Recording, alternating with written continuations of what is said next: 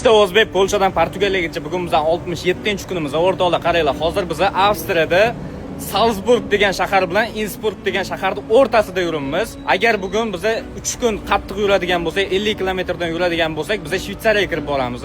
Agar 2 kun qattiq yuradigan bo'lsak, Italiyaga o'tib ketamiz. Nimaga qiynalayotgan joyimiz sizlarning yordaminglar kerak. Shvetsariyadan yuradigan bo'lsak, hozir Avstriyada ko'ryapsizlar, chodirimizni to'shashga juda ham qiynalyapmiz. Shvetsariyada bu umuman mumkin emas ekan, chodir to'shash sal ekan. Politsiya ko'rsa sizlarni muammo qiladi. Magazinga kiradigan bo'lsa 2 barobar qimmat. Uchinchi tarafi tildan ham juda ham bir katta muammo bo'ladi.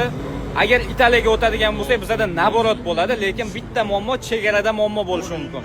O'shaning uchun Shvetsariyadan yuraylikmi yoki Italiyadan yuraylikmi? Agar Shvetsariyadan yuradigan bo'lsak, 4 kun 50 kilometrdan yuradigan bo'lsak Shvetsariya, 2 kun 50 kilometrdan yuradigan bo'lsak, salkam Italiyaga kirib boramiz yoki erta yoki indin Italiyaga kirib boramiz.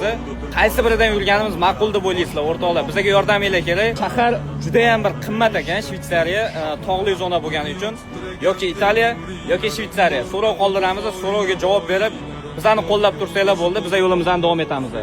Let's go.